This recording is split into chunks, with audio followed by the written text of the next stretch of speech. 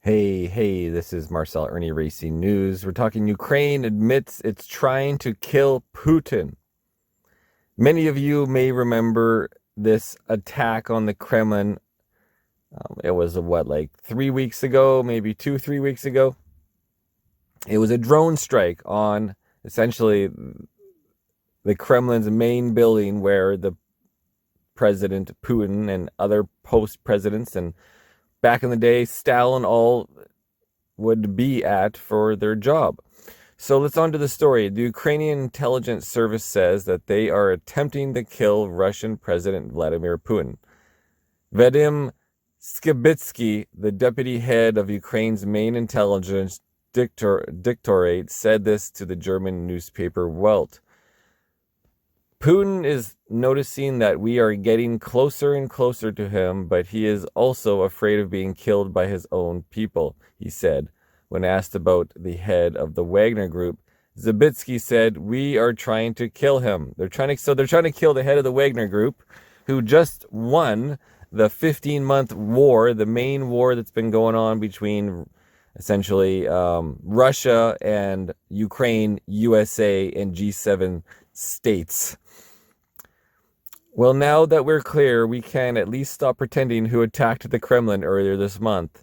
The New York Times now reports that the attack was done by one of Ukraine's special military or intelligence units, the latest in a series of covert actions against Russian targets that have unnerved the Biden administration. The U.S. has not presumed to go this far, and President Biden earlier this week said that Ukrainian President Zelensky promised him that Ukraine would not attack inside of Russia's borders. It wasn't a pinky promise, though. It was more like Mary Poppins would call a pie crust promise, easily made, easily broken. And here's the New York Times headline anyways. Ukrainians were likely behind the Kremlin drone attack, U.S. officials say. America's spy agencies do not know exactly who carried out the attack this month, but suggest it was part of a series of covert operations orchestrated by Ukraine's security service. So this was May 24th, which is, yesterday.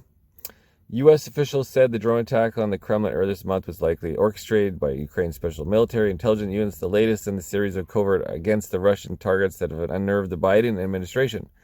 U.S. intelligence agencies do not know which unit carried out the attacks, so on and so forth. President Zelensky of Ukraine or his top officials were aware of the operation, though some officials believe Mr. Zelensky was not. The agency reached their preliminary assessment in part through intercepted communications in which Russian officials blamed Ukraine and other communications in which Ukrainian officials said they believed the country was responsible for the attack, in which 2 drones were flown on May 3rd. There you go, 22 days ago. And of course, the U.S. gets nervous because, they're the biggest supplier of military equipment to Ukraine to run this war, to run this proxy war, along with the G7 countries. The Biden administration is concerned about the risk that Russia will blame U.S. officials and retaliate by expanding the war beyond Ukraine.